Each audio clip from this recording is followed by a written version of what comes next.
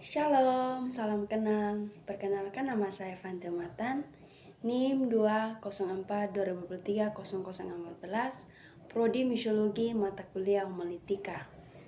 Di sini saya akan membagikan renungan untuk kita semua. Sebelum kita mendengarkan firman Tuhan, saya mengajak kita semua untuk menghadap Tuhan di dalam doa. Kita berdoa.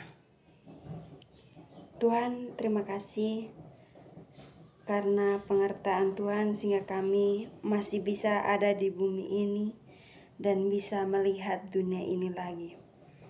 Tuhan, kami bersyukur atas kasih pengorbanan-Mu terhadap kami semua.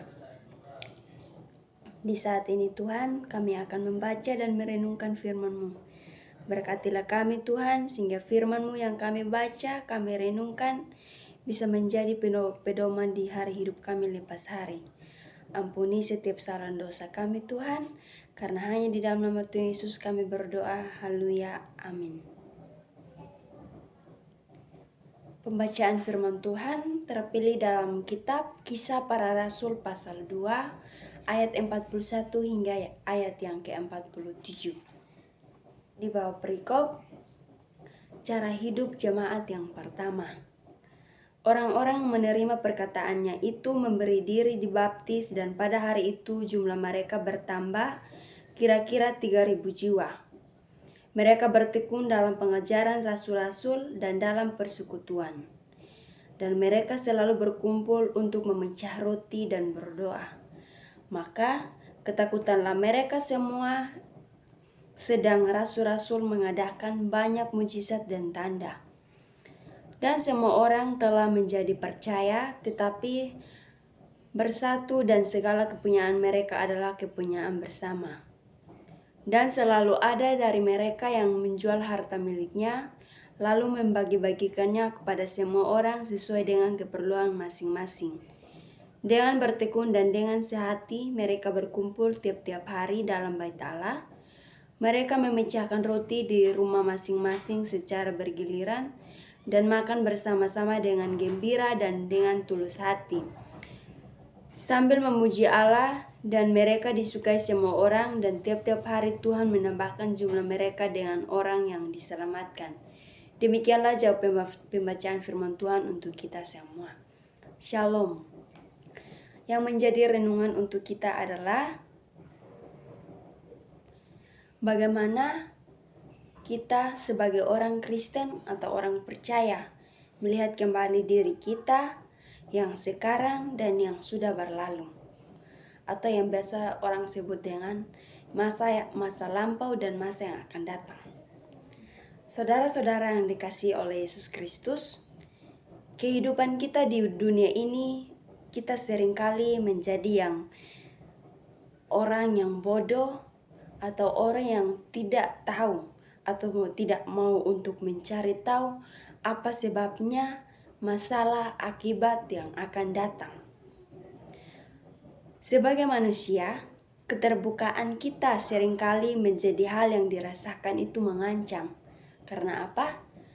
Kita tidak berbagai, atau kita tidak membuka hati kita, membuka diri kita kepada sesama kita untuk bercerita apa yang kita telah terima dari Tuhan, atau apa yang kita menjalani dalam hidup kita semua. Seringkali hal itu terjadi. Iya, betul dan benar. Itulah sebabnya kita sebagai manusia di rumah kita, seringkali kita pergi ke mana tuh, kita selalu menutup pintu kita rapat-rapat, atau membangun pagar tinggi supaya menghalangi orang yang kita tidak kenal atau orang yang kita tidak percaya masuk ke dalam pintu, masuk melewati pintu kita dan masuk ke dalam rumah kita. Sedemikian rupa sama dengan diri kita. Kita seringkali membangun menjadi orang yang bodoh, orang yang tidak berpengertian, hidup sendiri dan tidak mau mengenal orang lain. Artinya kita seringkali tidak mau untuk membuka diri kita, bercerita, berkomunikasi dengan orang lain, untuk orang lain mengenal hati kita atau mengenal pribadi kita lebih dalam lagi. Oleh sebab itu, kita harus melihat kembali bagaimana cara hidup kita sekarang dengan cara hidup orang-orang pada masa yang lalu.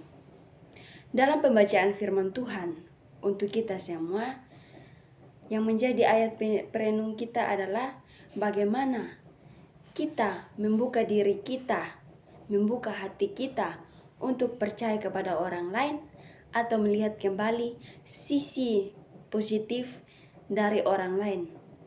Yang dilihat dari kita itu adalah sisi negatif. Bagaimana kehidupan kita selanjutnya untuk lebih mengenal orang lebih dalam lagi. Dalam ayat firman Tuhan ini, Tuhan mengajarkan bahwa kehidupan masa lalu, orang-orang yang datang, orang-orang yang telah membangun kesatuan, persatuan, persekutuan di dalam kehidupan mereka untuk saling mengenal hidup rukun satu dengan lainnya. Hidup kita saling berbagi satu sama lain. Kita tidak menyadari bahwa diri kita ada Yesus, tetapi yang kita pikirkan itu adalah perbuatan jahat yang dilakukan oleh orang lain, tingkah laku, serta tutur kata yang dikeluarkan oleh orang lain. Nah, dari pembacaan kita, saya mengajak kita semua untuk melihat kembali latar belakang orang-orang pada masa yang lalu dan orang-orang yang pada masa sekarang. Kita seringkali menyembunyikan permasalahan atau masalah sosial kehidupan kita dan kita tidak mau terbuka dengan orang lain. Tuhan Yesus mengajarkan kita supaya keterbukaan kita, pribadi kita kepada orang lain. Seringkali kita berpikir, kalau saya terbuka dengan orang lain, berarti dia menganggap saya rendah. Tapi kalau saya diam, berarti dia tidak tahu apa yang saya pikirkan. Nah, seringkali kita mempunyai sahabat, kita bercerita, ada sahabat yang mau menyimpan rahasia kita, ada juga sahabat yang tidak mau menyimpan rahasia kita. Ada yang kita bercerita, sebentar dia akan bercerita kepada orang lain tentang kehidupan kita. Saudara-saudara yang dikasihi oleh Yesus Kristus, kita tidak mudah percaya orang lain begitu saja. Kita harus mengenal lebih dalam lagi bagaimana kita meneliti kehidupan kita dengan kehidupan orang lain.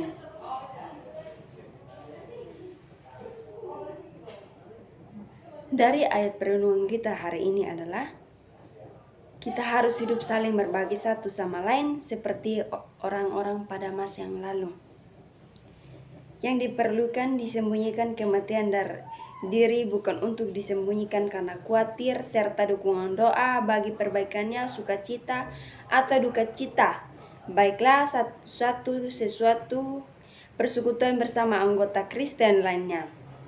Tidak heran kalau mereka disukai oleh banyak orang dan Tuhan menambahkan jumlah mereka tiap-tiap hari dengan orang percaya baru. Tidak heran kita mengenal orang kalau pertama kali itu kita PDKT, lama-lama cerita. Mulai cerita.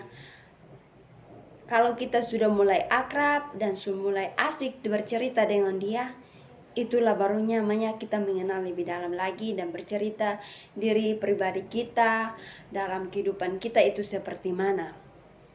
Tapi kalau kita masih mengenalnya dengan 1 atau 2 hari, pasti kita belum bercerita atau kita belum terlalu berkomunikasi untuk lebih mengenal diri kita itu bagaimana.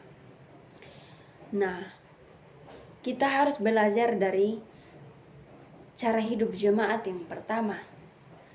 Mereka terus membawa diri mereka ke Tuhan dan berdoa, serta berkumpul bersama-sama, makan bersama, bersekutu bersama, susah bersama, maupun senang. Mereka tetap bersama-sama karena Tuhan mengajarkan hal-hal yang baik kepada mereka. Yang selalu diingat mereka adalah hidup saling berbagi kepada sesama.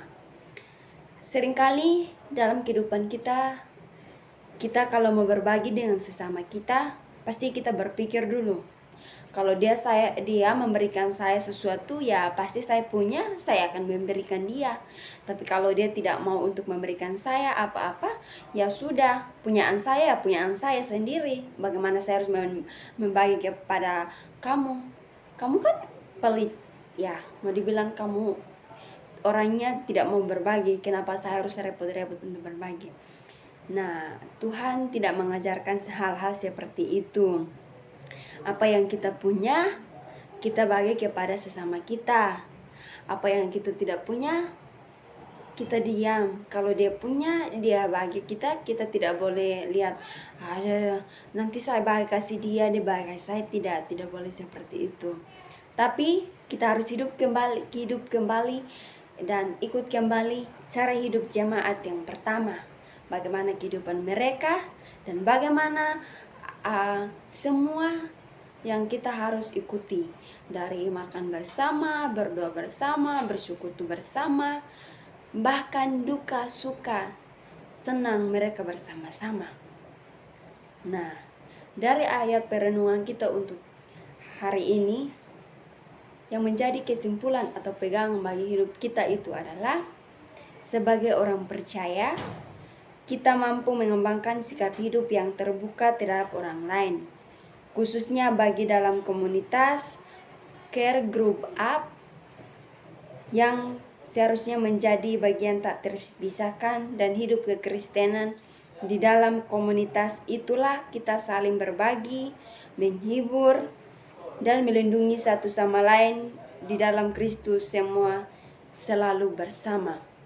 Puji Tuhan untuk kita hari ini. Terima kasih untuk firman Tuhan yang dapat saya bagikan kepada saudara-saudara.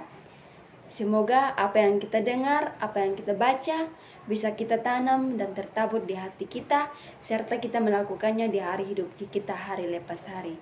Terima kasih. Shalom. Tuhan Yesus memberkati kita semua. Amin.